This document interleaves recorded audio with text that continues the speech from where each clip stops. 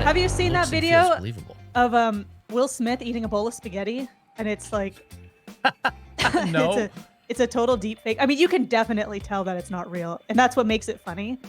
But that's the whole thought please. of Yeah. it is like, it is scary because you're getting to that point, and celebrities are widely enough like accessible via the internet of pictures, I videos. type in Will Smith in YouTube, and the first thing that comes up is Will Smith eating spaghetti AI. It's the video. Yeah. Yeah. It's blurring the lines a little now. I've seen it. It's totally, you can tell it's not real. But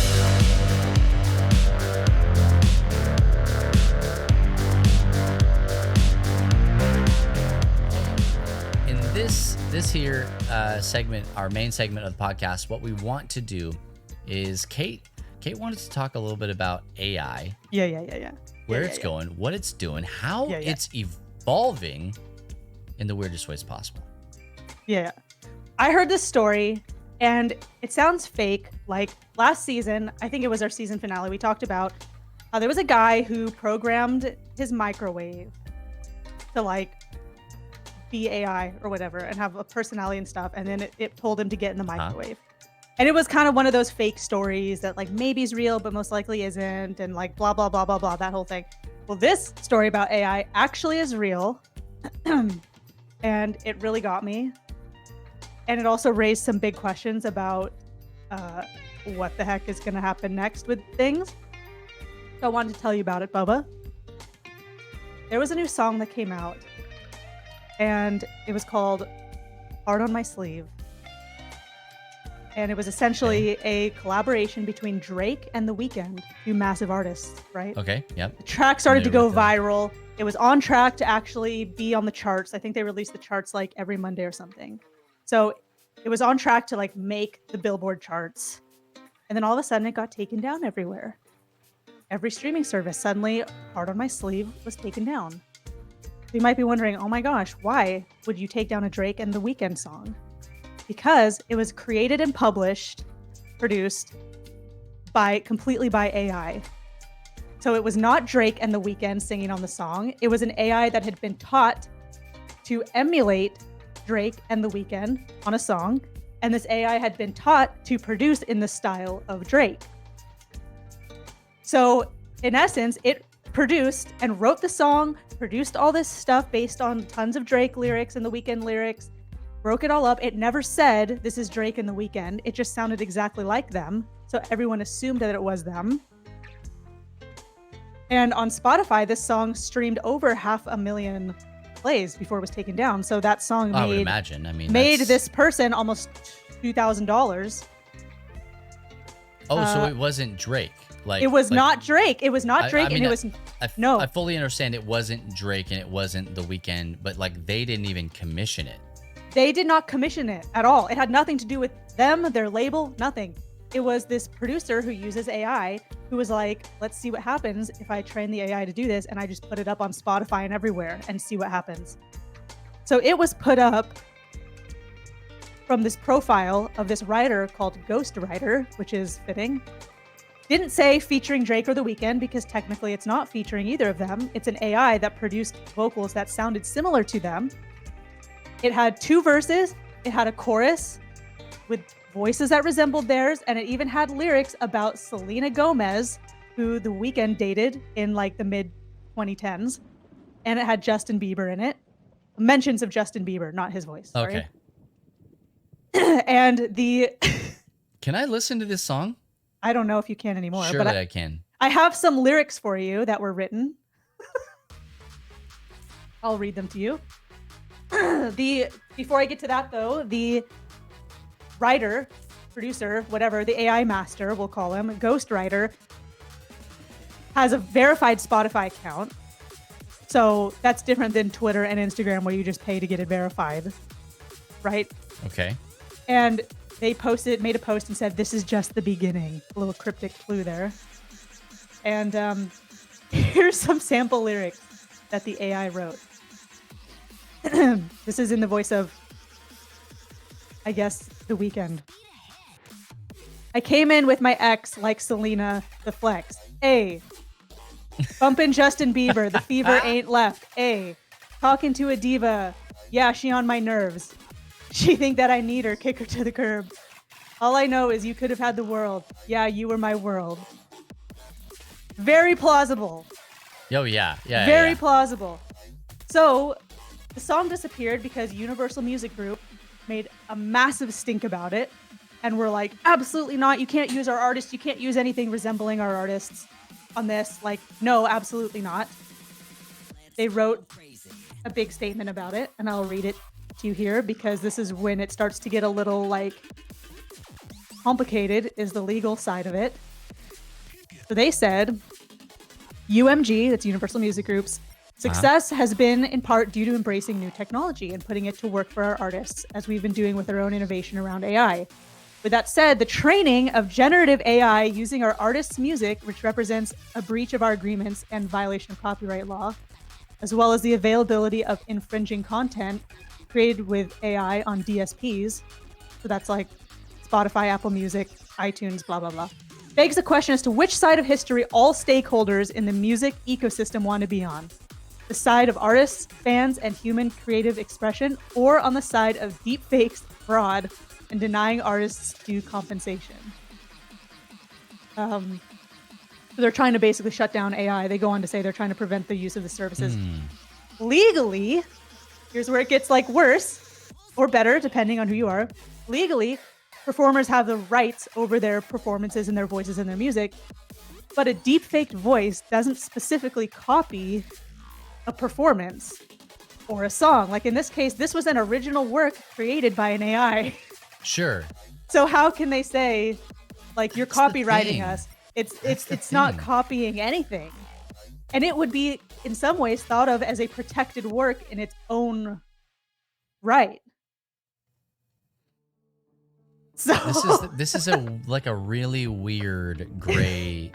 It is gray area.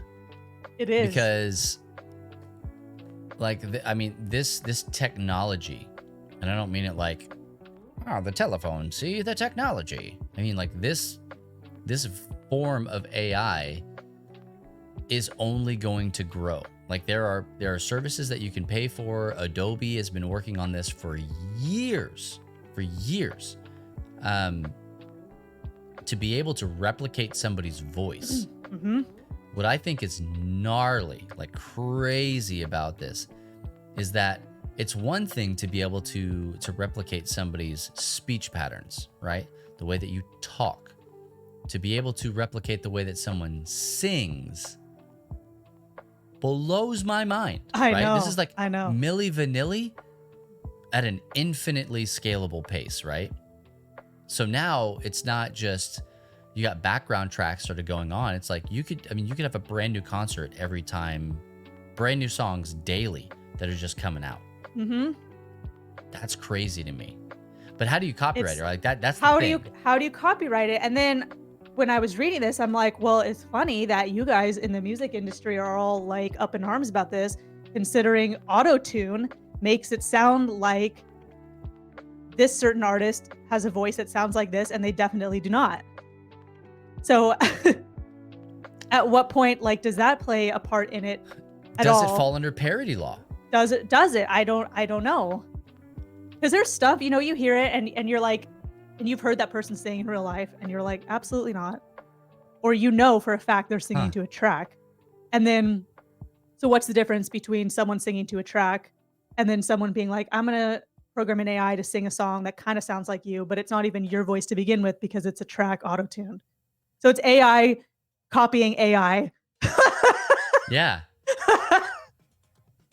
Like, what is that? Oh man. That's it keeps going and going and going. So I feel like you can't really, it's upsetting, the whole AI thing, but this guy did not say this is a Drake and Weeknd song. He just posted a song that happened to sound like these people.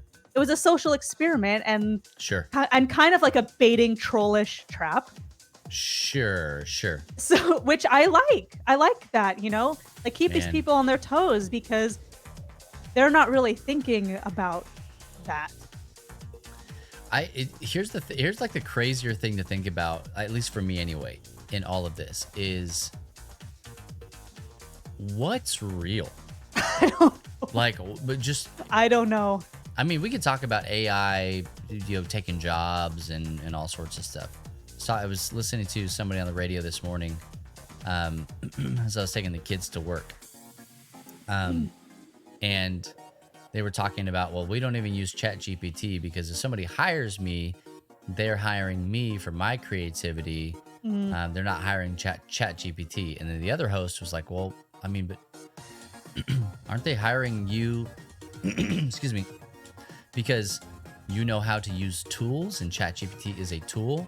Yeah. Same way as if somebody hires you to do graphic design, you're not literally molding everything with your own two hands. You're skilled at using a tool. Yeah, like Canva. Can you see it as using a tool? I'm very right? skilled. Oh yeah, I'm sorry, Canva. I'm yeah. very skilled at Canva. But it's true. I think it's very true. I think that's like a completely different like conversation to have. This one is it blurring the lines between what is and is not real? So like needing to be face to face with somebody in order to like to understand that what that person is, or if that person is. Yeah. Right? In general, like, does that person even exist? Because AI can create people. Everything. Yeah, I mean, like, it's just doing these things on the fly. It's so absolutely in a world of disbelief, right? Already. It's so crazy to me to think that these things are starting to really as fast. Super fast. This stuff has not been like widely available to the public for very long right now. But already it's like, no, we had to pull a Drake and The Weeknd song because it's not Drake and The Weeknd, but dang, it is close enough that it's basically copyright infringement. Yeah. So then it leads into, can you copyright somebody's voice? And then with this AI thing, in that track, it wasn't exactly their voices. So you can have a lot of people in the world that if they sing or rap, whatever, they could maybe sound similar to Drake. So does that mean that if you sound somewhat similar to Drake and you're another human being, that you're not allowed to do anything ever? Right. So where is the line there? I really think they're just mad because they got outsmarted. And and that this song was basically going viral and they were like, ugh, and all bent out of shape. So, yeah, I mean, ultimately it comes down to like capitalism, right?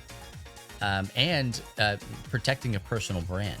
Because here's another thing, like, and this has already started to happen, but when it starts to happen on like a macro scale, like we're talking things that could influence world politics, things that could sway elections, things that could make or break a person's career, people getting canceled left and right about all sorts of over stuff, right? they didn't do because it's AI. And how do you prove? People are legitimately getting canceled, Kate, over tweets. It's not. Nobody hears me say anything. Nobody. No, just a tweet. Yeah, it's just a thing that was written on the internet, and so I can only imagine stuff's gonna come out, and people are gonna be like, "Oh, so and so said this. Here's the video," right? Oh yeah, everything about it. Have you seen that video of Will Smith eating a bowl of spaghetti? And it's like, no, it's a total deep fake. I mean, you can definitely tell that it's not real, and that's what makes it funny. But that's the whole thought of it is like, it is scary because you're getting to that point, and celebrities are widely enough like accessible via the internet of pictures, videos. I type in Will Smith in YouTube, and the first thing that comes up is Will Smith eating spaghetti AI. It's the video, yeah. Yeah. It's blurring the lines a little now. Seen it. It's totally, you can tell it's not real. But then it just makes you think, well, if they've created this, what are they going to create next, and with who? What's going to happen? Like, is World War III going to happen because somebody was making a funny thing out of AI? It's horrible, isn't it? I should not have watched that it's bad. It's just so ridiculous. Terrible. Like his face is all distorted while he's trying to eat the spaghetti. But so the thing of it is, though, is that if we were another podcast, I would have put that video up and we would have watched it all together. But the thing of it is, is like, so AI is doing video now. You can just put in prompts and boom, it spits out video. And that to me, I feel is right now it's in very rudimentary, obviously fake spaces. But it's moving in the direction of you're just like, nobody is going to have to really create anything anymore. AI could do it for you. As long as you master the way to like prompt it. So this guy, Ghostwriter, was probably really specific in what he did with this AI to make this happen. It wasn't like, write me a cool song by Drake and The Weeknd.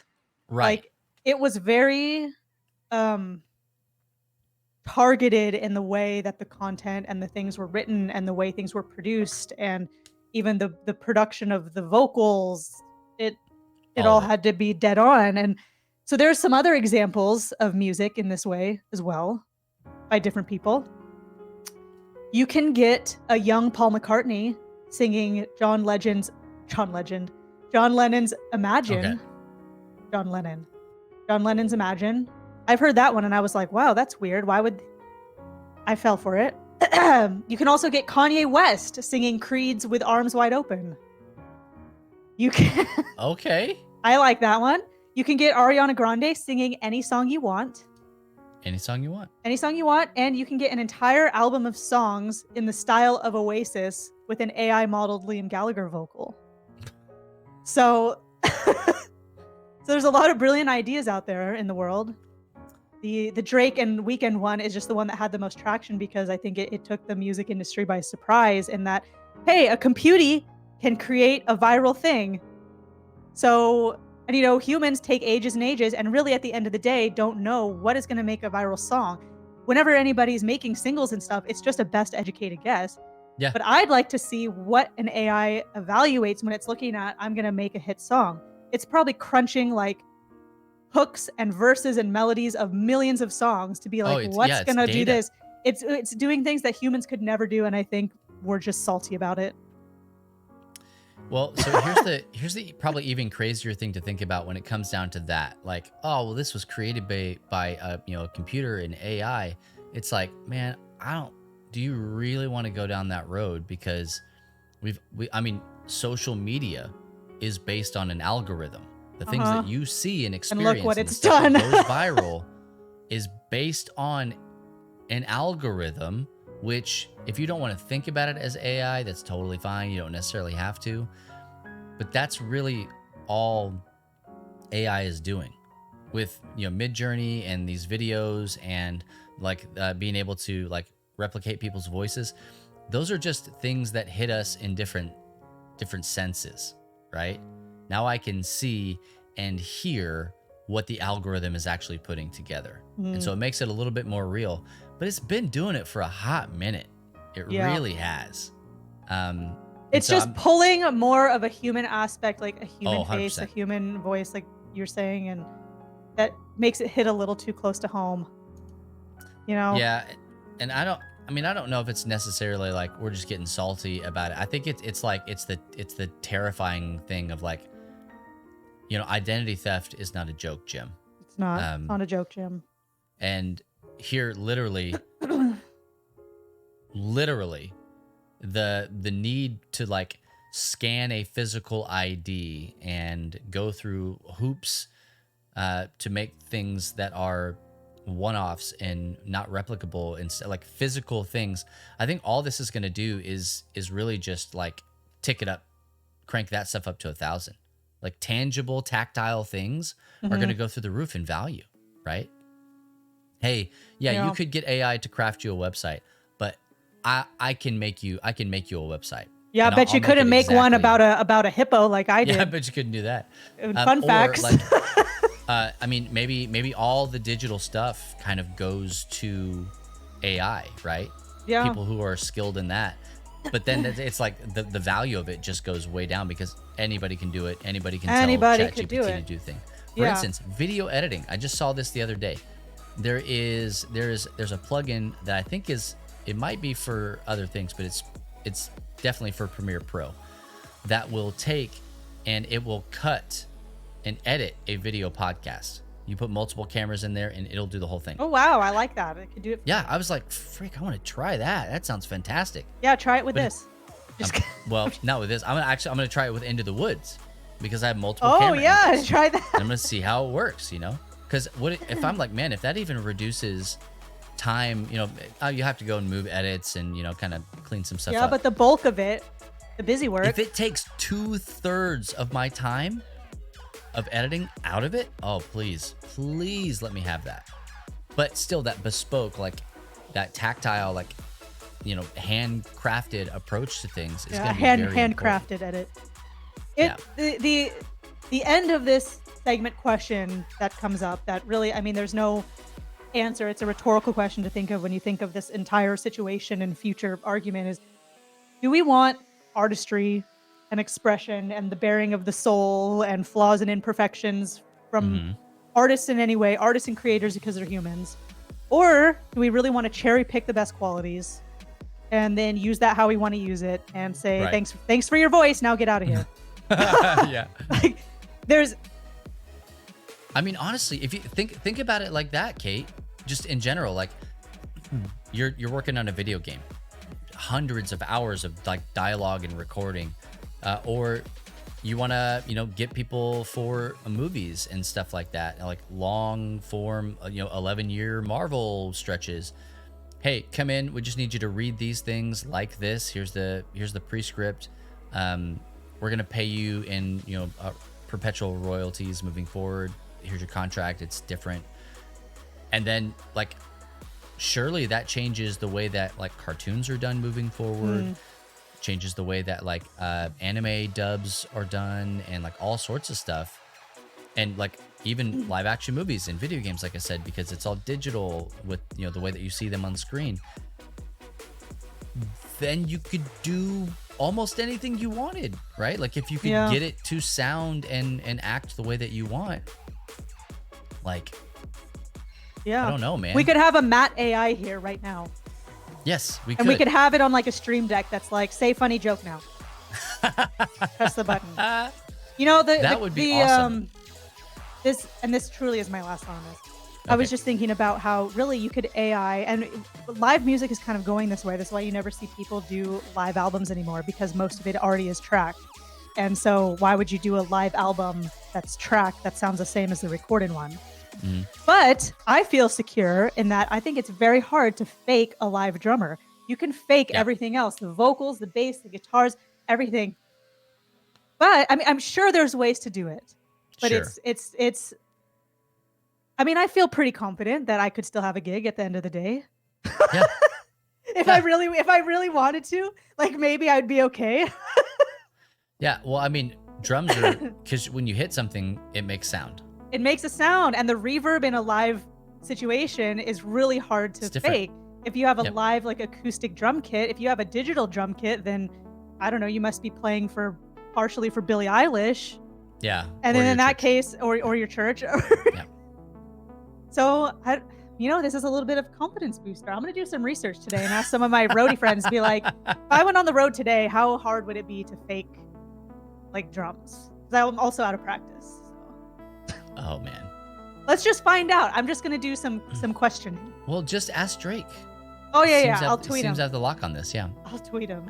Tweet him from your Instagram. Yeah, Tweedledee.